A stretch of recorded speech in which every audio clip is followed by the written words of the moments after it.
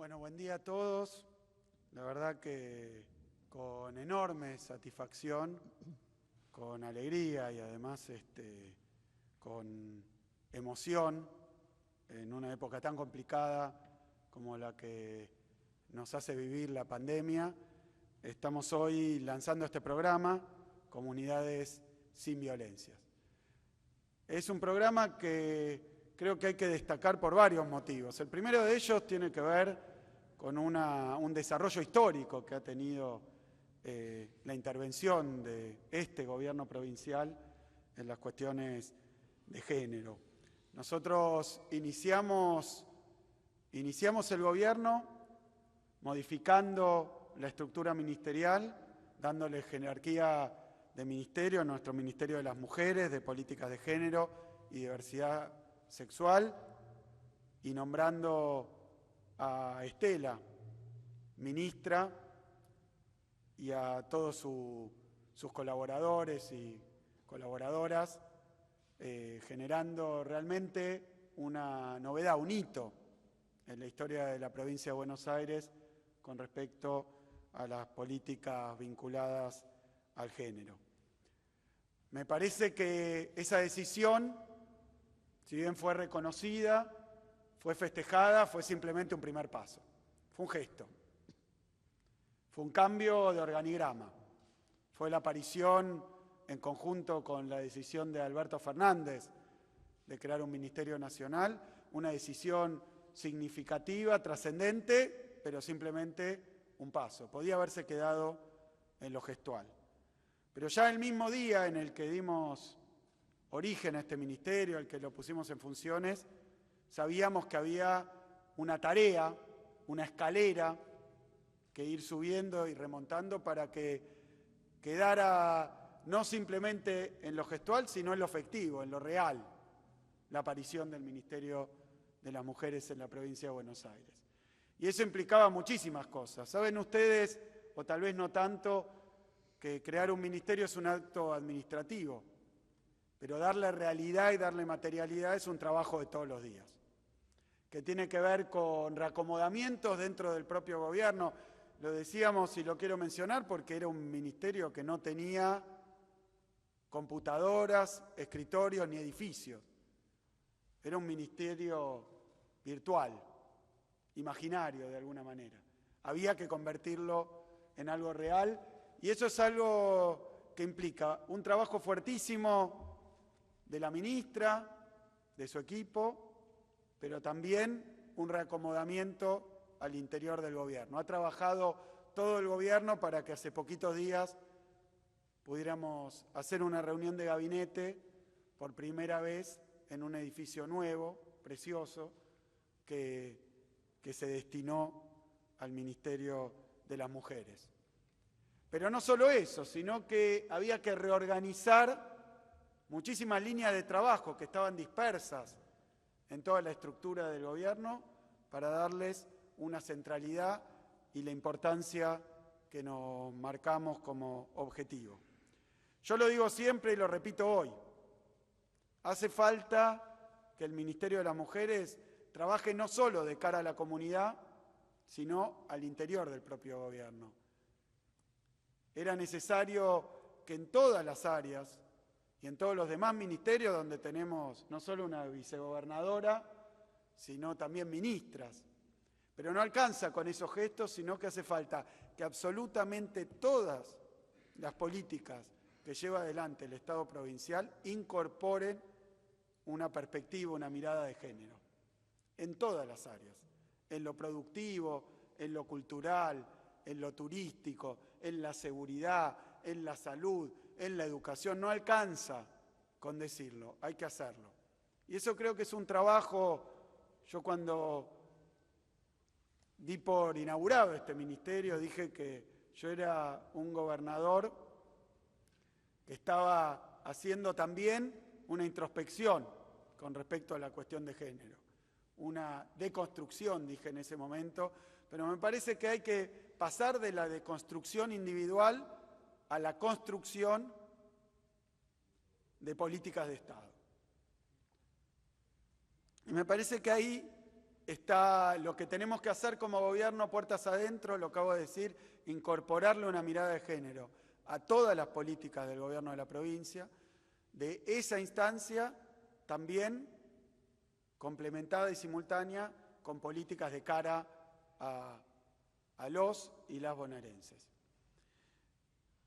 Hace algún tiempo Estela me trajo una lista, una planificación de políticas desde el Ministerio y creo que venimos hablando de esto desde el primer día del gobierno, pero había una línea de trabajo que para nosotros era fundamental y que se vio, si se quiere, de alguna manera dilatada por las urgencias de la pandemia, pero que hace poco resolvimos que más allá de la pandemia era necesario y urgente ponerla en marcha, que era el trabajo del gobierno provincial en conjunto con cada uno de los gobiernos municipales, de las administraciones locales.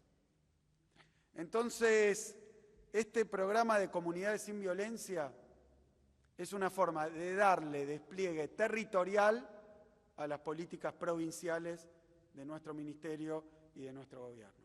¿Cómo darle un despliegue territorial?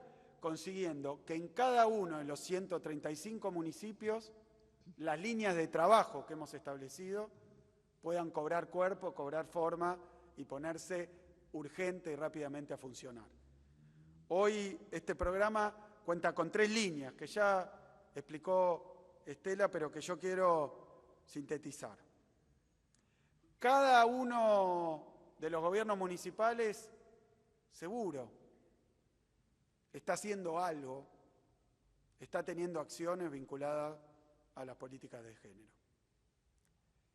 Pero ahora nosotros hemos establecido 3 líneas de trabajo que van a contar según las necesidades, las particularidades, el grado de avance que haya en cada uno de los municipios, va a contar también con financiamiento provincial. Una tiene que ver, la primera, con el fortalecimiento de dispositivos municipales de atención a la violencia por razones de género. Esto tiene que ver, por un lado, con la conformación de equipos técnicos multidisciplinarios que estén trabajando estas problemáticas, que además le agrega Estela, su ministerio, su grupo de trabajo, le agrega una mirada tan amplia que incluye también la prevención y atención de los varones que ejercen esa violencia. A veces abierta, a veces explícita y a veces implícita e imbricada y perdida tal vez en las prácticas cotidianas, más nimias, ¿no? El machismo se cuela a veces sin quererlo y a veces sin verlo en muchísimas prácticas de lo cotidiano, de lo familiar, pero también de lo comunitario y de lo político. Así que es ahí donde tenemos una línea de trabajo. Una segunda línea que tiene que ver con el equipamiento y la funcionalización, ya lo explicó la ministra, de los hogares de protección integral y también de las casas abiertas. Hay veces que la violencia de género llega a un extremo donde se requiere tener algún lugar físico donde se pueda apartar a quienes sufren la violencia, que puede ser, obviamente, las mujeres, pero eso implica todo el hogar.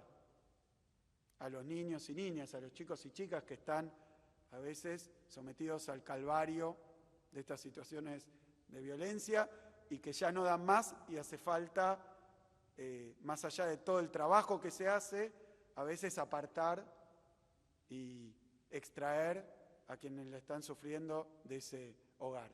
Ahí tienen que aparecer estos hogares de protección integral, estas casas abiertas que le permiten a las mujeres tener una estadía por fuera de esas situaciones de violencia. Fortalecer también esa línea. Y por último, una línea que a mí cuando Estela me la contó me pareció fundamental y que es una línea de trabajo que tenemos, pero que requiere recursos y requiere una planificación y un cronograma para fortalecer este trabajo, que es la construcción de líneas de acceso al trabajo. Esta es una de las cuestiones más complicadas y más trágicas de la violencia de género ejercida en todos los niveles de la sociedad.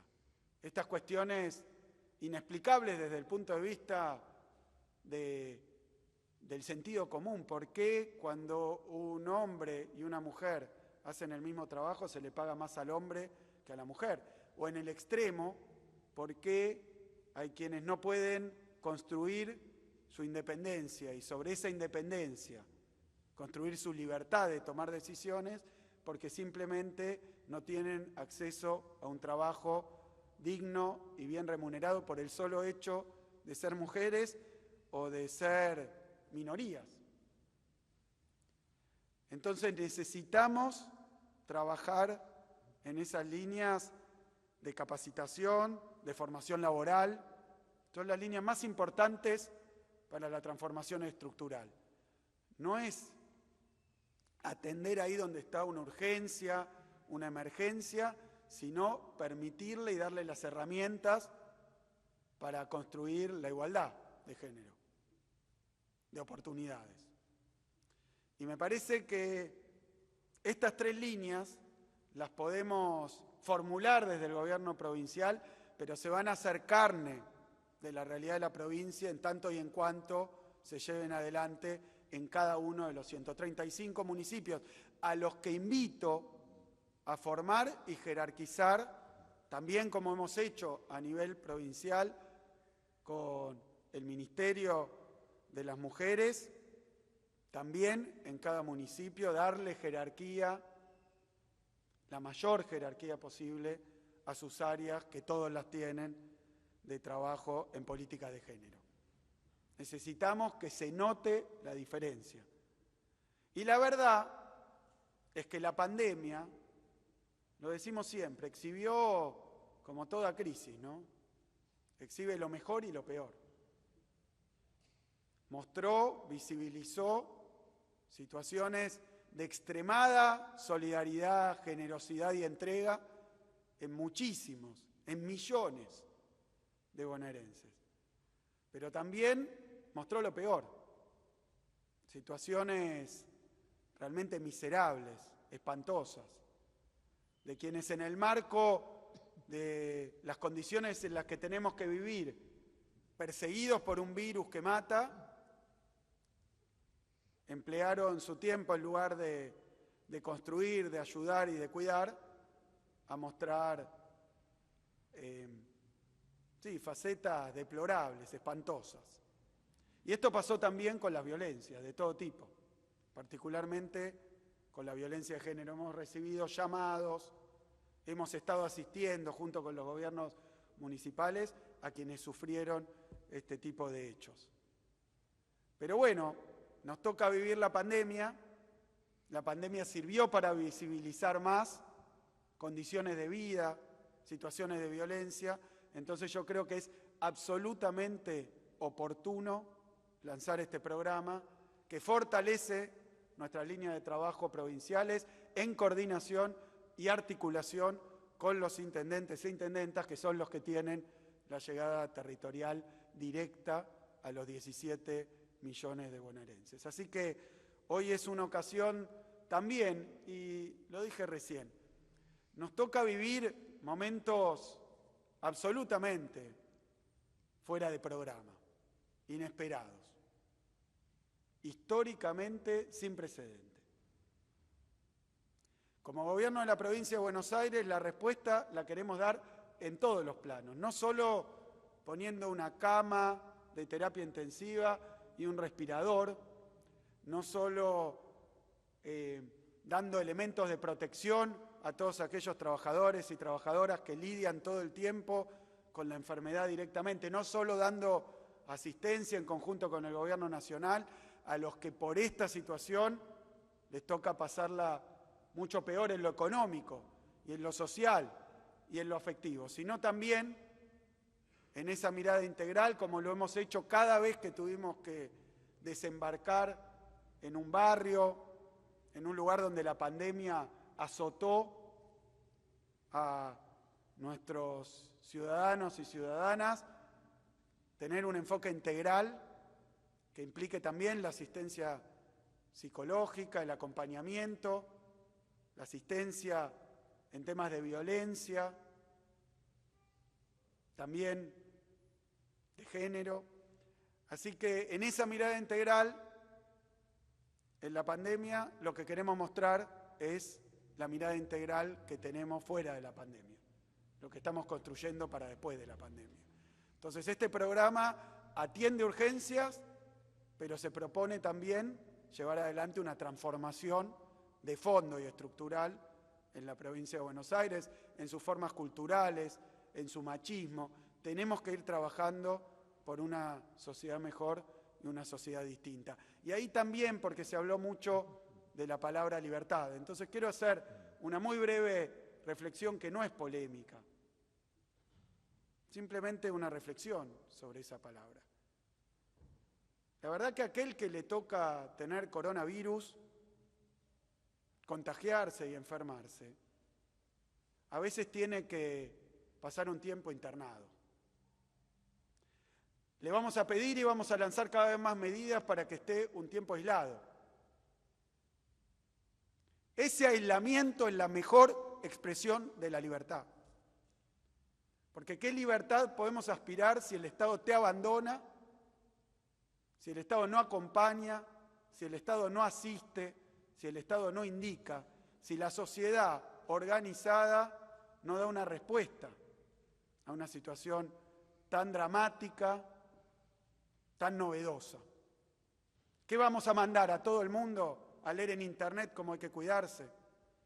¿Qué vamos a esperar? ¿Que el que tenga los recursos se pueda aislar y quedarse en su casa porque no necesita una asistencia del Estado?